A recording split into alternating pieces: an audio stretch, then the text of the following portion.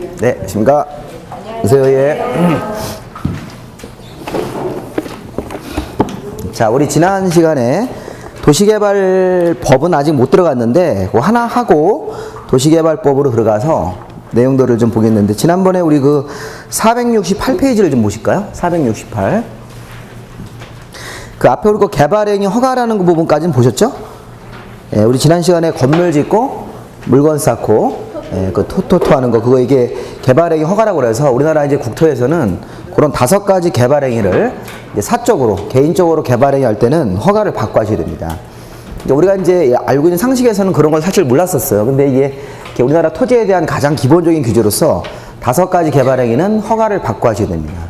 우리 일상에서 그런 허가를 아예 인식을 못하고 그냥 하는 사람들이 있어요. 그런 게 이제 고소고발되면 그거 처벌받습니다.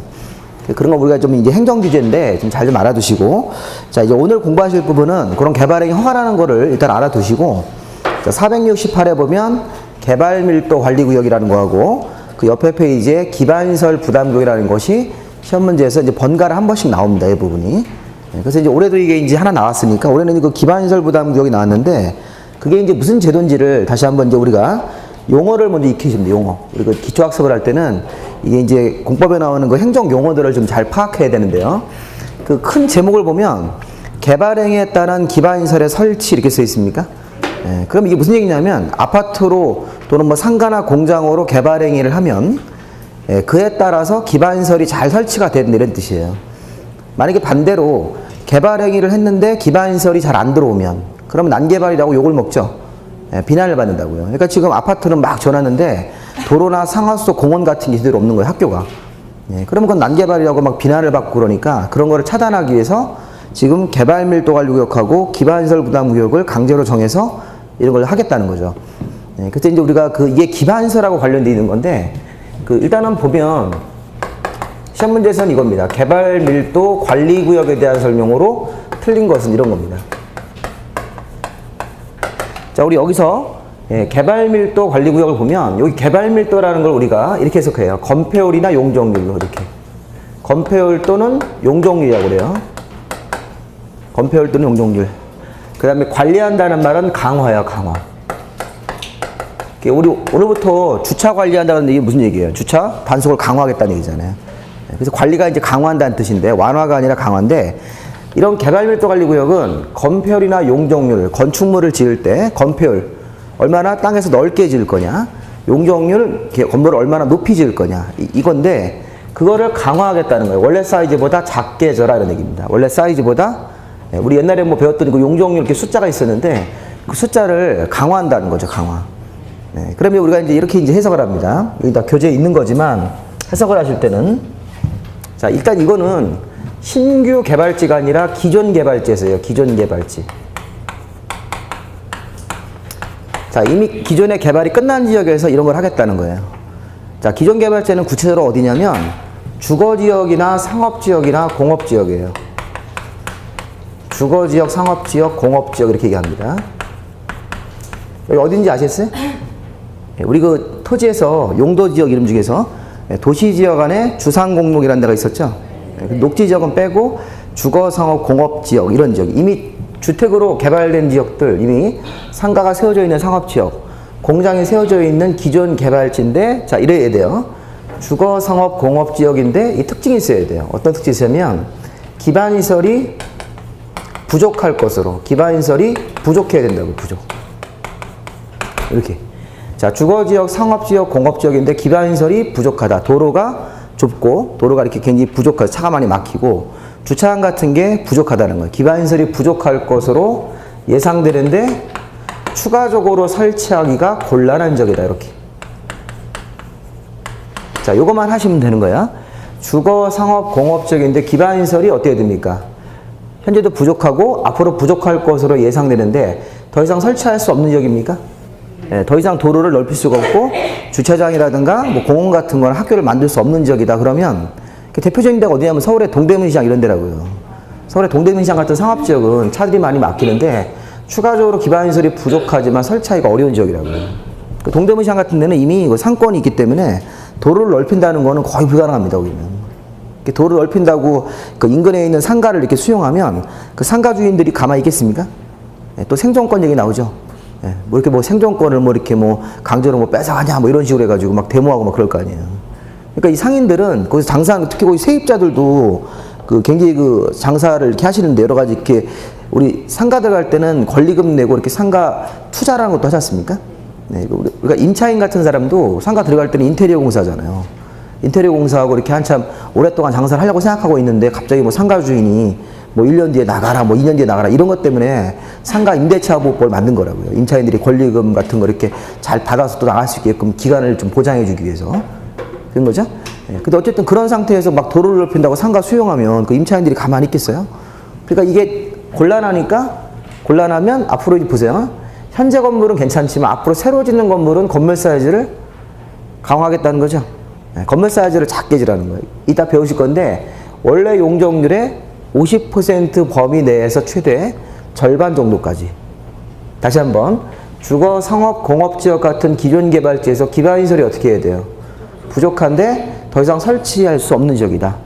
그러면 새로 건물 지을 때 이건 이제 개발밀도관리구역 지정 이전 건물은 상관이 없고 지정 이후부터는 건폐율 용적률을 강화해서 건물 사이즈를 원래 사이즈보다 반만 짓는 거예요. 반만. 그래야지 차들이 이렇게 막히는 현상이 좀 덜하다는 얘기예요. 자, 반면에 우리가 기반시설 부담구역. 자, 이번에는 이제 기반시설 부담구역으로 가보십시오. 기반시설 부담구역. 자, 그러면 이거는 기반시설 도로나 공원, 학교를 부담이라는 게 이게 뭐냐면 의무 설치예요. 의무. 자, 아까랑 뜻이 다르죠. 이거는 건폐율 용적률을 뭐 하시는 거고 강화하는 거다. 특히 용적률을 50% 정도까지 강화할 수 있다. 건물 사이즈를 반으로. 근데 이거는 기반시설인 도로나 공원이나 학교를 의무적으로 뭐 하는 곳? 설치하는 곳. 이렇게 아파트 짓기 전에 의무적으로 기반시설부터 만들어라. 이렇게 기반시설 부담구역이 되는 거예요. 기반시설을 부담해라. 이렇게. 예, 그러면 얘는 저 기존 개발지니까 이건 어디서 할까요? 예, 신규 개발지에서 하는 거라. 신규 개발지. 광주시 외곽 지역에다가 새로 아파트 단지를 막 조성하고 또 공장을 짓고 막 대규모 상가를 짓고 이러면 신규 개발지로 볼 수 있어요? 신규 개발지인데, 자, 이게 개발 밀도랑은 성격이 반대이기 때문에 중복되면 안 돼요. 그게 시험 문제였었다고요. 개발 밀도 관리구역 안에서 기반시설 부담구역을 정한다 이렇게 하면 틀려요. 신규 개발지인데 이런 말 쓰셔야 돼요. 개발 밀도 관리구역 무슨 지역에서? 외의 지역에서. 외의 지역 그러면 되는 거죠. 개발 밀도 관리구역 안에서 하는 게 아니라 개발 밀도랑 중복되지 않게. 그래서 개발 밀도 관리구역 정한 지역을 피하셔야 돼요. 피해서 이게 주거, 상업, 공업 지역 같은 데는 피하고, 이거랑 이제 그 반대되는 개념인 뭐 녹지 지역이라든가 관리 지역 이런 땅에서 이런 기반시설 부담구역을 주로 하신다고요. 그래서 이건 뭐냐면 개발 밀도 관리구역이랑 중복되지 않게 외의 지역으로 나가서 신규로 아파트 개발 사업을 한다. 이렇게. 그러면 아파트 짓기 전에 뭐부터 하라는 거예요? 기반시설부터 설치해라. 이렇게. 기반시설부터 어느 정도 만들어 놓고 그 이후에 기반시설하고 잘 맞게 아파트를 지라는 거예요. 그럼 이제 난개발 같은 거를 우리가 이제 예방할 수 있는 거죠. 이게 두 가지가 우리가 이제 신문지에서 번갈아 한 번씩 나오는 거예요. 이렇게. 그래서 올해는 이게 나왔으니까 뭐 이게 나올 가능성도 있어요. 아니, 이게 한 번 더 나올 수도 있으니까 두 개 다 이렇게 정리를 해 놓으시는 겁니다. 자, 이게 이제 국토계획법의 이제 마지막 파트라고 생각하시면 돼요. 이 부분이. 그래서 우리 교재를 보시면 다시 한번 그 개발 밀도를 한번 보세요. 그 468에 그 02번에 그 빨간색 1번, 그 동그라미 1번에 양가로 1번 보시면 지정권자가 자, 이 개발 밀도 관리구역을 이제 지정하시는 관청도 있는데요. 특별시, 광역시, 자치시죠? 자치도, 그 다음에 시장, 군수. 자, 이 6개의 행정관청이 우리가 도시라고 그러죠, 도시. 자, 이 행정관청이 도시죠? 우리 그 공법을 공부하실 때 항상 이런 거 좀 생각을 하셔야 돼요. 자, 행정관청을 서열대로 쓰면 국가행정관청, 국토교통부 장관, 그 다음에 우리 광역지방자치단체인 특별시장, 광역시장, 그 다음에 자치시장, 자치도지사, 그 다음에 도지사 이런 사람들 있죠. 이렇게. 그리고 요 아래 보시면 우리 이제 특광 밑에는 구청장이 있고 나머지 이제 행정단위 여기 밑에는 시군이라는 기초 행정단위가 있는데 여기서 우리가 요 개발밀도관리구역을 정하시는 분들은 이게 이제 도시예요. 여기서 도시가 있어요, 도시. 우리 도시가 어디냐면 서울특별시, 광역시, 세종자치시, 제주자치도 이렇게. 근데 전라남도는 도시가 아니에요. 전라남도 밑에 있는 이 나주시라든가 이 군단이 이런 장소를 우리가 도시라고 부르는 거예요. 그래서 이렇게 각자 6개의 그 도시가 있으면 그 도시의 장들이 공포에서 이 행정안청 서열 중에서 이 동그라미 친 이분들이 관할하는 장소가 그게 도시가 된 거예요. 전라남도는 도시가 아니에요. 이게 서울특별시나 광주광역시랑 서열은 같아요. 서열은 같은 광역지방자치단체인데 도시라는 말 쓰시면 안 된다고요. 그리고 여기 그 나주시나 화순군하고 광산구청하고 이게 원래 서열이 같은 거예요. 기초. 근데 여기 광산군은 도시가 아니라고요.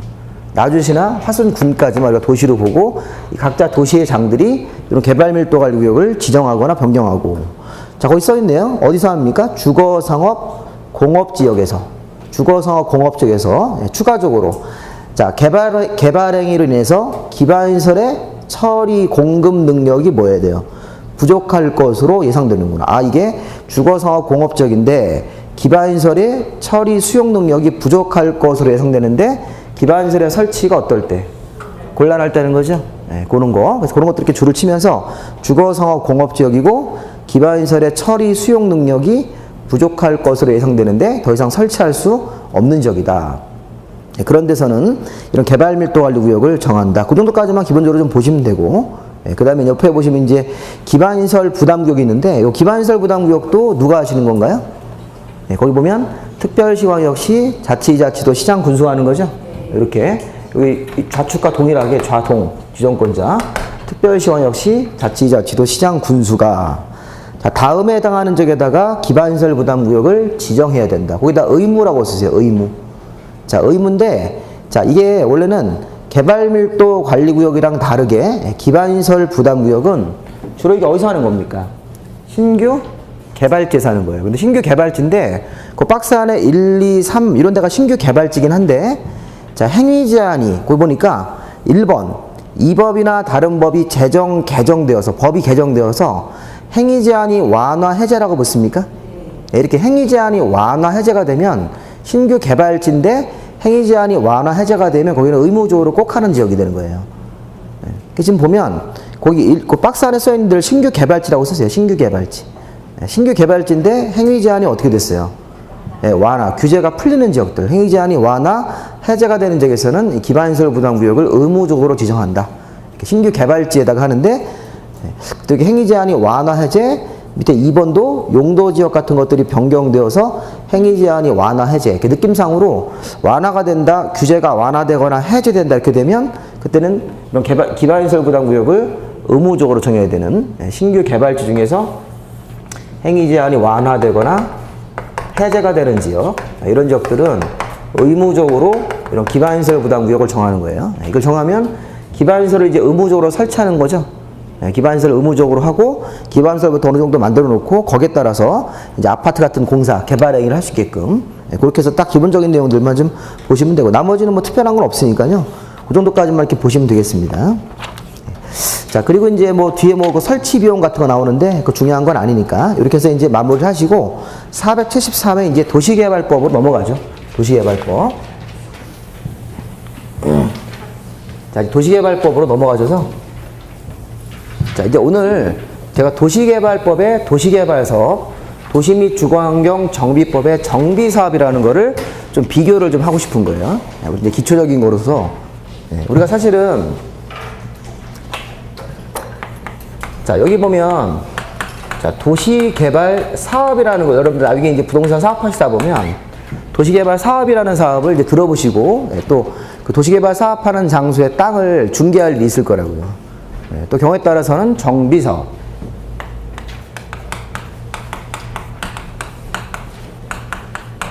그러면 도시개발 사업은 이게 새로운 시가지. 새로운 시가지를 최초로 조성하는 사업하는 거예요. 새로운 시가지를 막 만드는 사업을 하는 거예요. 이거는 구시가지죠, 구시가지. 정비사업은 구시가지를, 자, 우리 구시가지에 가보면 낡은 건물들이 있습니까? 낡은 건물, 낡은 주택, 낡은 상가 이런 거를 철거하고 다시 축조하는 거죠. 다시 이렇게. 이런 걸 우리가 이제 뭐라고 그래요? 개량 사업이다. 개량. 구시가지를 개량한다. 철거하고 기존 그 자재 같은 거 싹 다 치운 다음에 새로운 건물을 짓는다고 이렇게. 대표적으로 재건축, 재개발 같은 게 있는 거예요. 이 정비 사업이라는 거 안에는 세부적으로 들어보면 재건축, 재개발 사업, 주택 재개발, 주택 재건축. 도시개발 사업은 새로운 시가지를 막 조성하는 거죠. 그러니까 어떻게 보면 성격상 여기 지금 우리 이쪽 수안지구나 뭐 이런 지구도 다 이게 신규 개발 사업을 한 거잖아요. 광주 외곽 쪽. 옛날에 여기 뭐 저도 이쪽에 들은 얘기인데 이게 다 농지 때문에요. 농지인데 이게 어느 순간에 이렇게 시가지로 바뀐 거 아닙니까? 그러면 광주에 이제 시가지 살던 사람들이 이쪽으로 빠져나오죠. 이렇게 빠지면서 기존 도심에 비는 현상이 생기는 거예요. 그래서 그 기존 도심은 또 재개발 재건축 사업을 해서 다시 재생 사업을 해야 된다고요. 그리고 현실적으로 뭐 서울이나 여기 광주나 뭐 대전 다 비슷한데 재건축 재개발 사업 구시가지 정비 사업은 어렵습니다. 신시가지 사업이 훨씬 쉬운 거예요. 그래서 신시가지 사업 자꾸 하는 거예요. 도시가 자꾸 확장을 하죠. 근데 이게 구도심은 자꾸 이제 경기가 이제 빠지는 거예요. 사람들이 빠져나가기 때문에. 우리 광주도 구도심에는 이렇게 사실 보면 약간 노인들만 살고 그렇잖아요. 옛날에 자기 살던 고향이에요. 근데 새로운 사람들은 다 이렇게 신도시 쪽으로 빠지고 막 이러니까 좀 신도시 쪽에서는 좀 젊은 층들, 연령층들 이렇게 좀 사시고 이런 측면들이 있다고요. 그래서 이제 이게 우리 그 광주시에서는 구도심의 재건축 재개발 사업도 신경을 써야 돼. 안 그러면 계속 낡아지게 된다고요. 그런데 그 구도심이 낡아지면요. 이렇게 경제적으로도 문제가 있지만 자꾸 범죄도 생긴다고, 범죄. 이게 실제 그래요. 구도심권에 자꾸 이렇게 노화되고 빈집이 생기고 그러면 거기서 이제 범죄 같은 발생률 높이 나온다고요. 그러니까 이 여러 가지 사회 문제가 생긴 거예요. 그러니까 우리가 재건축, 재개발 사업 같은 것들도 해야 되는 거라고요. 그래서 이제 앞으로 제가 이제 하고 싶은 얘기는 부동산을 할 게 많다는 거예요. 부동산에 이렇게 새로운 시가지 만들면 거기 가서 부동산 하시면 되고 구시가지 같은 데가 재개발 재건축 사업하면 또 그것도 거래가 될 거 아니에요, 이렇게. 근데 현실적으로 이런 정비 사업 같은 재건축 재개발 사업은 조금 어려운 측면이 있습니다, 이게. 특히 이게 왜 어렵냐면 세입자들이 반대를 많이 해요. 구도심에 세입자들 있죠? 네. 특히 그 상가 같은 구도심, 그게 재래시장이라든가 이런 그거를 재개발하려고 그러면 굉장히 어렵습니다. 이 세입자들이 안 나간다고 그러죠, 이렇게. 지금도 좋은데 왜 그러냐 막 이러면서. 자기 건물이 아니니까 재개발하고 싶은 마음도 없는 거죠, 그렇죠? 지금 구도심에서 이렇게 단골 손님 많이 있고 그런데 뭐하러 그렇게 하냐. 이런 일이 생기는데 건물주 입장에서는 재개발 사업을 좀 해서 그 자기 건물에 대한 가치를 이렇게 높여가지고 재산을 증식하고 싶은데 이 세입자들 때문에 안 돼요. 그래서 제가 이제 세입자들이 지나치게 이제 권한이 강화되는 거를 저는 좀 반대를 해요, 개인적으로. 그러니까 우리 민법에서 나오는 뭐 주택 임대차 보호법 이런 거 있지 않습니까? 상가 임대차. 그게 채권이 자꾸 물권화되는 겁니다, 이게. 채권 물권 배우시죠? 채권 물권 싸움 누가 이겨야 돼요? 물권이 이기는 건데. 근데 우리나라 자꾸 채권을 국회의원들이 선거에 자꾸 이렇게 뭐 약자 보호 이런 거 했다고 이렇게 좀 홍보하려고 그러면 자꾸 이렇게 채권 자체를 물권화 시켜버린다고요. 근데 그거를 물권자의 권한을 자꾸 침해하면 그럼 이게 기본적인 질서가 흔들리는 거라고요. 소유권하고 이렇게 당연히 이렇게 뭐 임차권만 나면 소유권자가 이기는 거라고요. 다만 이제 그게 현재 우리 이제 뭐 어떤 경제 활동을 하다 보면 또 지나치게 소유권을 이렇게 권한을 남용해서 뭐 이런 문제가 생겨서 일부를 이제 규제를 하는데 그게 이제 원칙을 깨면 안 된다고, 사실은. 근데 그게 이제 뭐 정도 차이인데 그 사람에 따라 생각하는 게 틀리니까 그렇게 가는 거 아닙니까?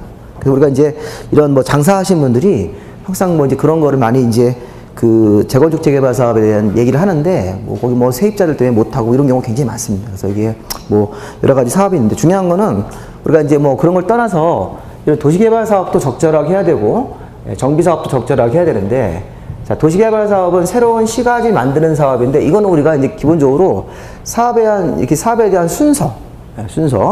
자, 일단 그 교재를 한번 좀 보시죠. 473회. 자, 저기 1절의 총칙에서 목적을 보시면 뭐 이게 계획적인 도시개발을 도모하고 이렇게 뭐 쾌적하고 뭐 쾌적한 도시환경 조성인데 야, 용어 정리로 한번 들어가 보시면요. 용어 정리 보시면 도시개발 구역이라는 용어가 있습니까? 그 도시개발 구역이 뭐예요?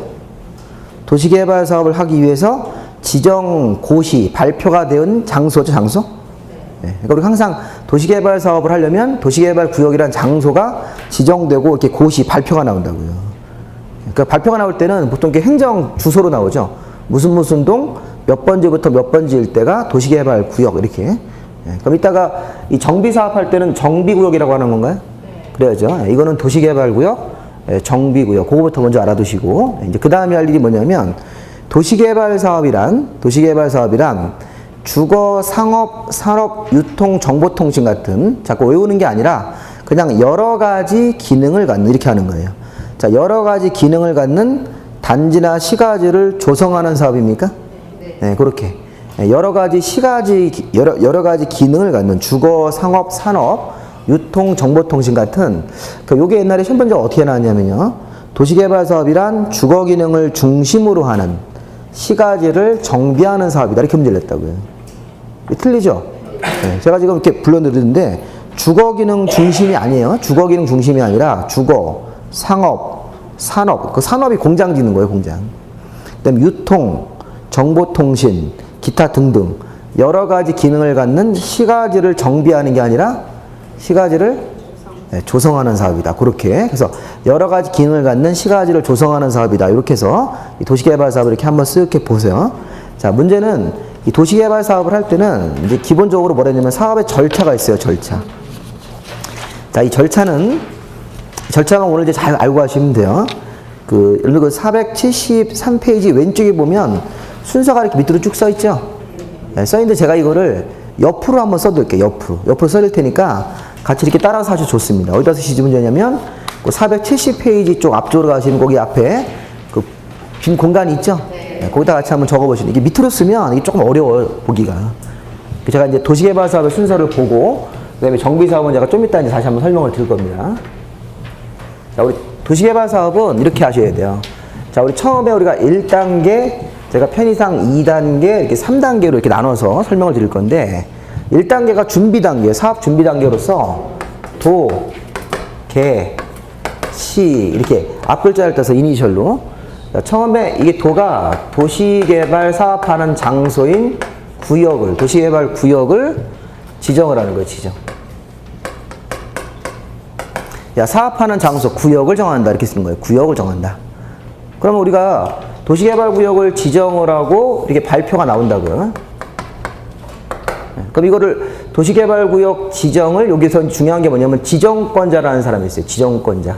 여기 구역을 지정하시는 분이 당연히 행정청인데 그 지정권자라고 이렇게 우리가 하나 쓰고, 자, 지정권자가 이제 앞으로 계속 나오니까 여기 제가 이렇게 별 표시로 이렇게 쓰겠습니다. 별 표시.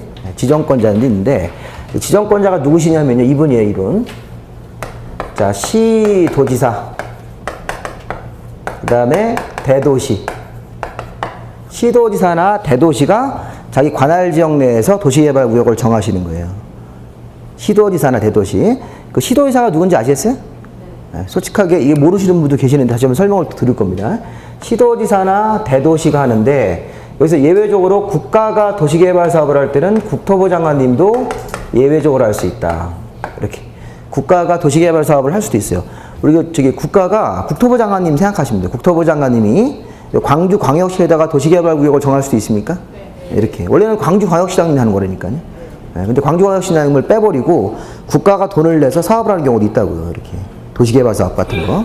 그러면 우리가 아까도 얘기했지만 이 공법에서는 행정청이 이렇게 국토교통부 장관님이고 특별시, 광역시, 자치시, 네, 자치도. 그 다음에 여기 이제 도가 있죠, 도. 네, 그리고 이 아래 우리가 시장, 군수, 구청장 이렇게 있다고요. 그럼 우리가 이 5명 여기 광역지방자치단체 이분들이 우리가 뭐가 되는 거예요? 이게 시도가 되는 거라고, 시도. 이렇게 시도가 되는 거예요. 여기 시도할 때 이 시는 도지사님들이랑 서열이 같은 특별시나 광역시나 자치시를 말하는 거죠. 이 시장, 군수 할 때 이 시는 기초고, 기초. 그러면 도시개발구역은 누가 하시는 거예요? 시도지사. 그러니까 서울이면 서울특별시, 여기 광주면 광주광역시, 세종이면 세종자치시, 제주도, 그 다음에 전라남도 나주시면 누가 하시는 거예요? 전라남 도지사님이 하시는 거야. 여기는 시도지사가 한다니까요. 전라남도 나주시면, 이거는 전라남 도지사님이 그 나주시 안에다가 도시개발구역을 해주는 거예요. 근데 다만, 전라남도, 우리 전라북도 이런 데 밑에 보시면, 여기 시장님 중에서 인구 50만 이상 우리가 뭐라 부릅니까? 대도시. 인구가 50만 이상이 되는 시는 별도로 우리가 대도시란 말 쓰는 거라고요. 대도시가 아닌 시는 여기 이제 기초시 중에서 인구 50만 미만이고, 그러면 대도시 같은 데서는 도지사님이 하지 말고 누가 하라는 거예요? 대도시시장님이 도시개발구역을 정할 수 있는 권한을 주겠다는 거예요. 이렇게. 여기 대도시시장. 우리 저기 전라북도 전주죠, 전주. 예, 전주는 전라북도 밑에 기초 전주시잖아요, 전주시. 근데 인구가 50만 이상이 되죠. 전라북도가 전주가 아마 60몇만 그렇게 될 겁니다, 인구가. 그러니까 우리가 뭐 경기도에는 많죠. 경기도 보시면 경기도 뭐 성남 같은데 수원 같은데 인구가 막 90만, 100만 막 이렇다고요. 근데 거기 아직까지는 기초행정단인데 이제 인구가 50만 이상이 되면 이 도지사님의 권한을 벗어나서 자기가 직접 대도시도 지정권자가 된다는 겁니다. 자, 그럼 지금은 그냥 우리가 시도지사나 대도시가 도시개발구역을 정하는 겁니까? 네, 그러니까 이거 보세요. 이런 게 잘 보시면 아까 좀 전에 앞에서 봤던 개발밀도관리구역은 누가 했어요? 이렇게 특별시, 광역시, 자치시, 자치도, 시장군수가 했죠? 이렇게 잖아요. 틀리잖아, 이거랑. 이거는 각자 그 도시의 장들 6명이 하는 건데, 이건 그게 아니라는 거예요. 도시개발구역 지정은 시도지사가 하는 겁니까? 네, 대도시가 하는 거니까, 이거는, 이거랑은 다른 거라고. 이렇게 6개의 도시의 장, 6개의 그 도시의 장들이 이 도시개발구역을 정하는 건 아니다. 좀 다르다. 네. 서울특별시나 뭐 광주 같은 경우는 같아요. 여기 똑같이 나오는데, 여기 뒤에가 다르잖아요. 여기 시장군수, 여기는 도지사님이나 대도시이기 때문에 좀 다르다고요. 그래서 그런 거를 우리가 이제 딱 보면서 구별을 좀 해놓으셔야 됩니다. 조금 우리가 이제 좀 어려워지는데, 일단 그래도 한번 좀 보시죠. 자, 그러면 처음에 이제 우리가 장소를 너무 관청이 어려우시면 그냥 일단 보고 넘어가세요. 시도지사, 이렇게. 예외적으로 국토부 장관. 도시개발구역을 정하고 나면 이제 그 다음에 할 일이 뭐냐면, 개발계획이라는 계획을 수립을 해야 돼요. 개발계획. 자, 개발계획이라는 계획을 수립을 한다. 이렇게. 그리고 개발계획은 이제 우리가 이제 이렇게 얘기를 합니다. 자, 일단 개발계획 수립이라는 게 나오는데, 개발계획 수립도 요 지정권자가, 요 지정권자가 개발계획도 수립해 주는 거예요. 개발계획의 특징은 사업에 대해서 방향을 지시한다고요. 자, 우리 항상 공법에서는 어떤 사업을 한다. 도시개발 사업을 하면 이게 막 이제 사업해서 이익이 돼가지고 막 돈이 생기고 막 그러지 않습니까? 네, 그러면 그걸 사업하는 시행자가 자기 마음대로 하는 건가요? 네, 아니죠. 이 공법이라는 게 우리나라 이 부동산 활동을 규제하는 법이니까 항상 행정관청이 어떤 규제하는 계획을 만들어준다고요. 내가 정하는 대로 해라. 이렇게. 네, 그러면 이 개발계획이 어떤 지시사항이 있냐면 일단 요 4가지만 써볼게요. 토인, 교환 이렇게 쓰는 거예요.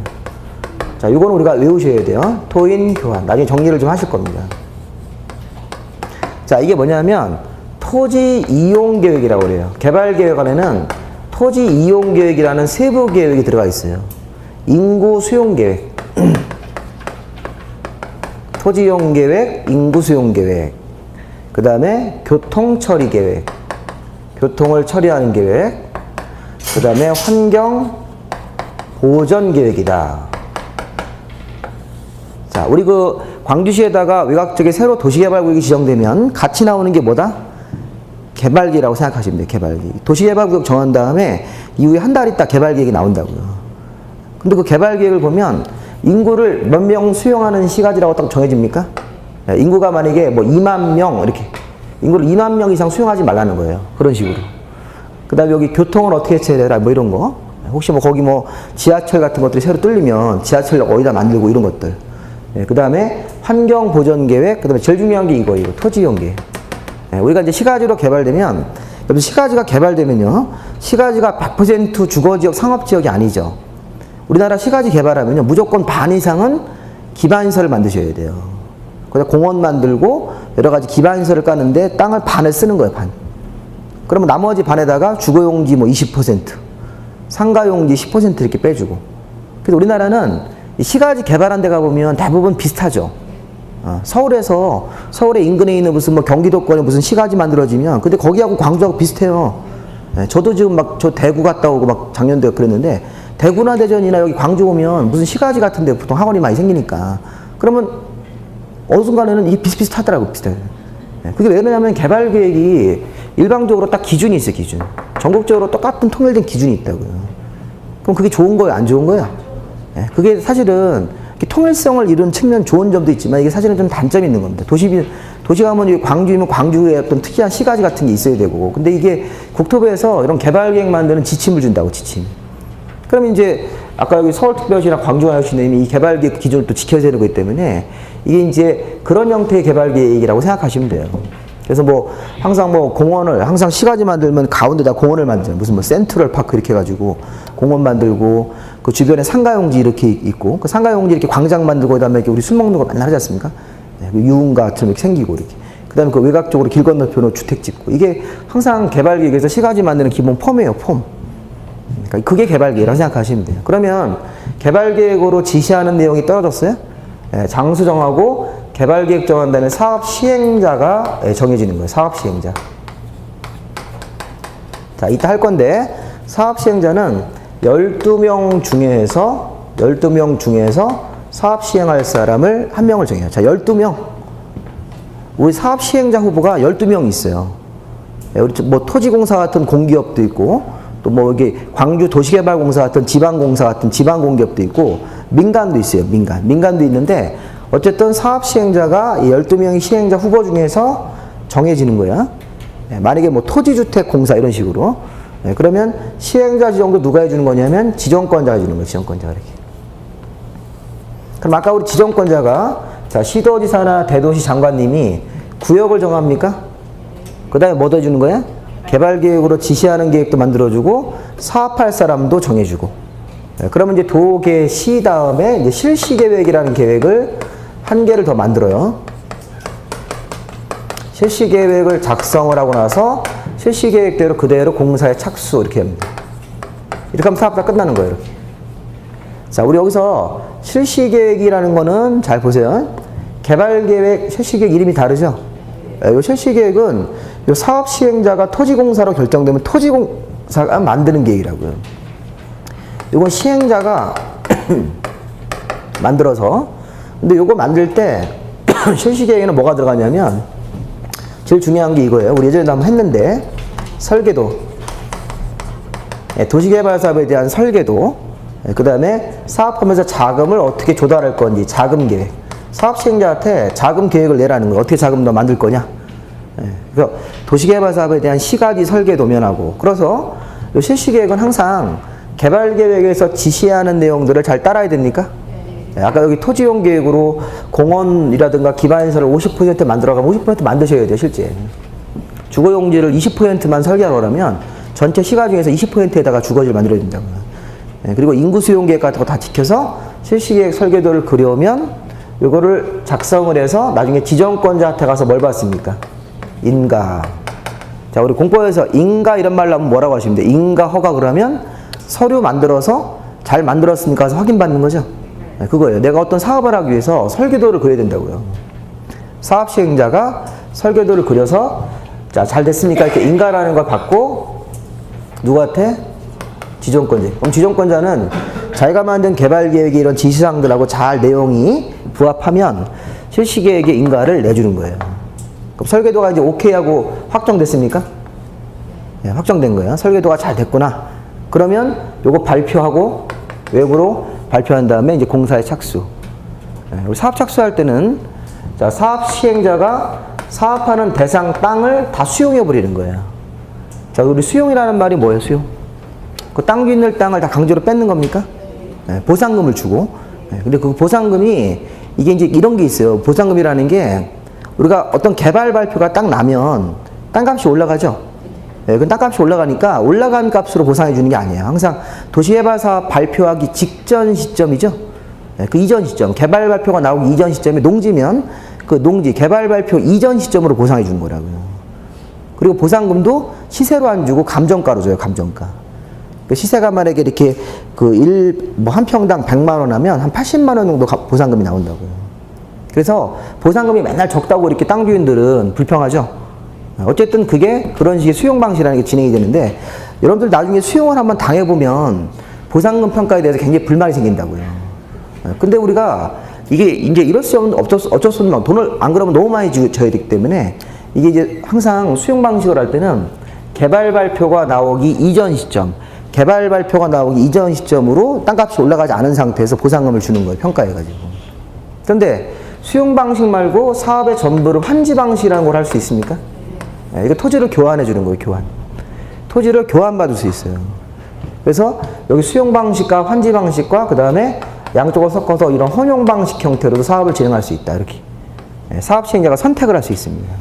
네, 그래서 이렇게 사업을 해서 얘네들이 이제 써 있는 것들이 이제 하나씩 시험의 주제가 되는 거예요. 그래서 제가 이제 이 얘기를 쭉 설명을 드릴 테니까 이걸 일단 한번 본 거예요. 그 순서가 도, 개, 시, 그 다음에 뭐예요? 실. 네, 이 실시기획 단계를 우리가 편의상 2단계.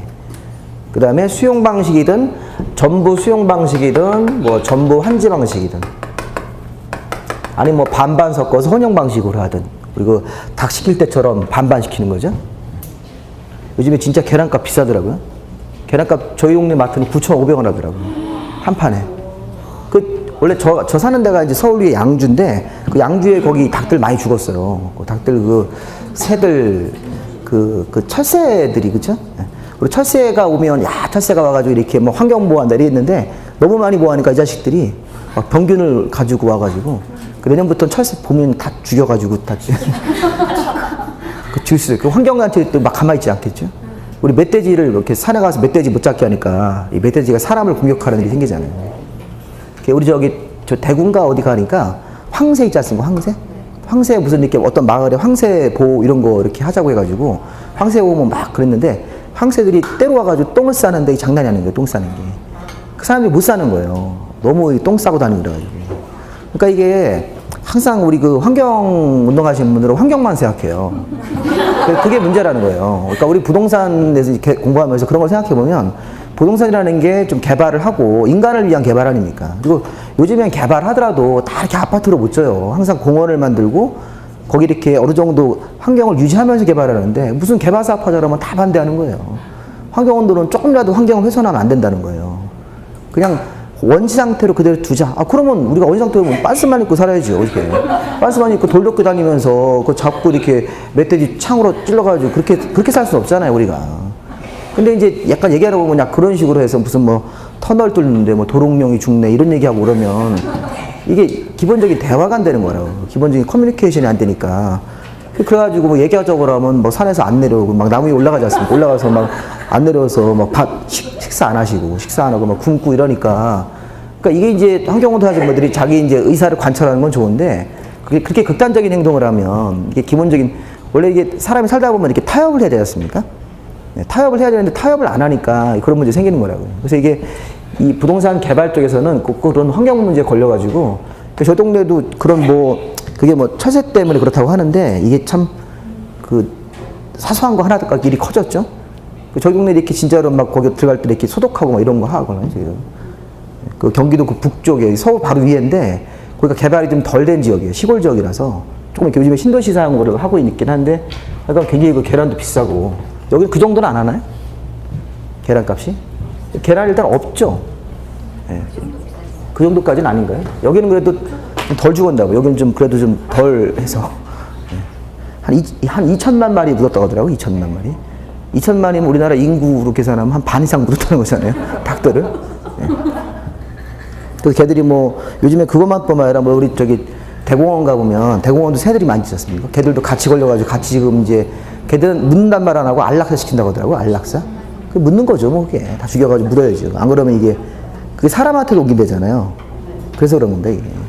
그게 조류에서 끝나는 게 아니라 중국에서 사람이 감염되고 사람이 사망사고가 나니까 그렇게 돼버리면 옛날에 우리 그 신종플루 이런 것처럼 난리 나는 거예요. 난리 나가 또 뭐 격리시키고 막 이런 일이 생기니까 이제 겁먹고 그런 거지 않습니까? 저희 아들도 지난주에 가니까 그 독감 진료 받아가지고 뭐 A형 독감 걸렸다고 신종플루 해주더라고요. 신종플루처럼 이렇게 타미플루 주더라고요. 걔는 신났죠. 학교 5일간 빠지니까 완전히 이제 집에서 이제 신나가지고 하루는 굉장히 앓더니 그 다음날 멀쩡해지더라고요. 멀쩡해지더니 그때부터 이제 안 간다고 그래가지고 이제 학원도 빠지고 그러니까 이제 건수 잡은 거죠. 애들이. 그런데 하여간 보면 이제 이게 그런 관리도 굉장히 그래서 요즘에 그래서 삼성이 그거 투자하는 거예요. 삼성이 앞으로 그런 신약 같은 거라든가 이런 쪽에 투자를 한 건데 이게 워낙 요즘에 그런 일이 많이 생기다 보니까 그 삼성이 이제 그런 걸 투자하더라고요. 그러니까 이제 삼성 같은 그런 큰 대기업이 뭘 하는지를 잘 보시면 이 앞으로 우리가 이제 그쪽으로 해야지 이게 가치가 생산되고 그런 이제 신약 같은 거 개발하는데 많이 투자합니다. 삼성이 저기 핸드폰 이거 포화자로 이제 안 된다는 걸 안 거예요. 삼성이 핸드폰은 이제 다 포화 상태니까. 요즘에 이제 그 이상한 짓을 많이 하잖아요, 삼성이. 그 TV 만들고 이런 거 안 하고, 그 뭐 희한한 거 많이 해요. IoT라는 게 뭔지 아셨어요? 요즘에 냉장고에 IoT 있잖아요. 냉장고에 이렇게 스마트폰 대면 어디가 고장났는지 지가 알아서 진단해가지고 서비스 센터에 불러요. 그러니까 서비스 센터 전화하는 게 아니라 그 핸드폰으로 앱을 일단 까신 다음에 그 LG전자에서 이렇게 나오는 TV라든가 이런 냉장고 좀 비싼 거, 냉장고 뭐 몇백만 원짜리 있지 않습니까? 그거 이렇게 딱 되면 지가 고장난 모델을 자체 진단해가지고 바로 이렇게 부르는 거예요. 그런 거. 그 다음에 무슨 뭐 요즘에 쌀통도 그런 거 나온다고. 쌀 떨어졌다고 이렇게 알아서 핸드폰 이렇게 문자를 해주는 거예요. 쌀이 떨어졌으면 쌀 이런 거 막 하고 그래서 그게 주문까지 준다고 하더라고요.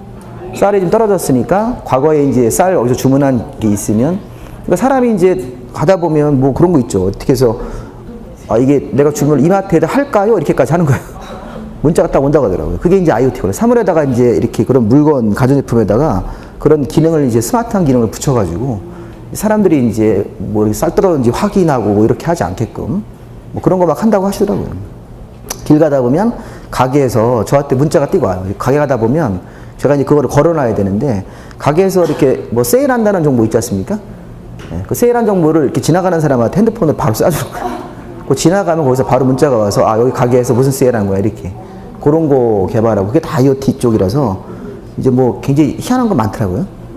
그래서 이제 뭐 여러 가지 그런 것들을 이제 그 홍보를 해서 그런 쪽으로 이제 거의 대부분 갈 겁니다. 가전제품 쪽은 뭐 그렇게 해서 이제 많이 팔아먹으려고 하는 것 같아요. 더 이상 이제 더 이상 TV가 나올 건 없잖아요. TV가 이제 거의 다 발전했기 때문에 그런 기능을 넣어가지고 막 하신다고 하더라고요. 자, 그 다음에 그러면 이거 한 번씩 보죠. 일단 도시개발 사업이라는 것은 이런 순서로 진행을 하는데 우선 474페이지를 한번 보실래요? 474. 자, 거기 보면 제목이 개발계획이라는 계획이 먼저 나옵니까? 네, 먼저 나오죠. 네, 아까 개발계획은 제가 여기 보세요. 구역 밑에다가 제가 개발계획을 썼죠. 네, 이게 개발계획을 만드는 순서가 구역 지정 전에 만드는 거예요? 구역 지정 후에 하는 거예요? 후에 하는 거죠. 네, 근데 이게 사실은 구역 지정 전에 개발계획을 만드는 게 원칙이에요, 원칙. 근데 시험 문제에서는 개발계획을 나중에 만드는 게 더 중요한 거예요. 일단 그거를 먼저 좀 보세요. 처음에 보시면 474에 거기 1번에 개발계획에 수립해서 양가로 1번 원칙 옆에 뭐라고 써있어요? 구역 지정 전입니까? 네, 그럼 읽어보니까 지정권자가 구역을 지정하려면 해당 도시개발 사업의 계획. 자, 그게 개발계획이에요. 자, 개발계획의 원래 이름은 도시개발 사업의 계획입니까? 네, 도시개발 사업의 계획인데 거기서 개발자를 따고 계획자를 따서 개발계획이라고 부르는 거라고요. 지시하는 계획. 근데 개발계획은 그 구역을 지정하려면 미리 개발계획을 만들어야 돼. 그렇게 해석하는 거예요. 미리 자는 없어도 구역을 지정하려면 해당 개발계획을 미리 수립해야 된다. 이렇게 해석을 하시라고요. 미리.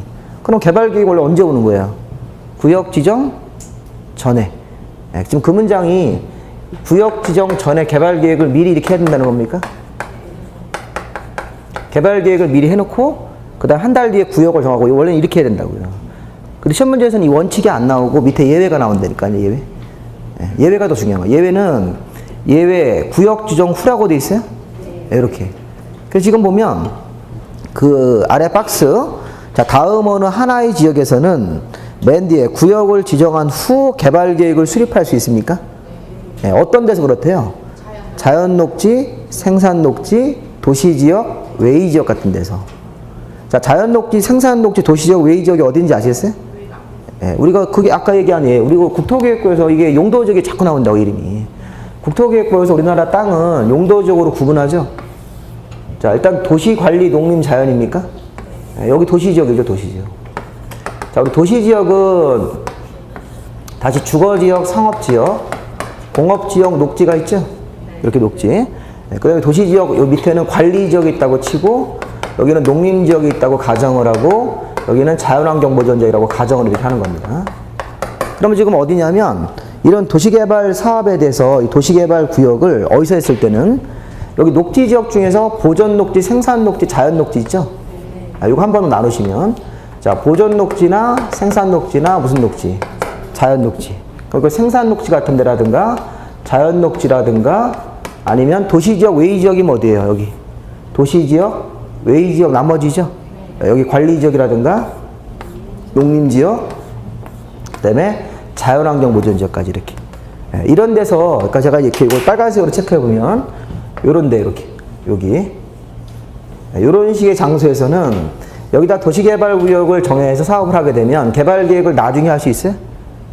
개발계획을 미리 하지 말고 개발계획을 구역 지정 전에 먼저 하는 건데 구역을 정하고 나서 한 달 뒤에 개발계획을 나중에 할 수도 있다는 거예요. 이렇게.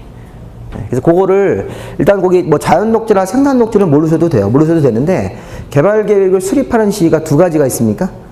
그런 거는 하나 생각을 해 놓으셔야 돼요. 개발계획 자체를 구역 지정 후에 만들 수도 있구나. 원칙은 어떤데? 구역 지정 전에 하는 건데. 그래서 우리가 순서를 사실 외울 때는 이 두 가지 스타일로 갈라줘야 돼요. 원래는 개발계획을 미리 만들면 개, 도, 시 이렇게 개, 도, 시로 가야 되는데 그거보다는 도, 개, 시가 더 중요한 거야.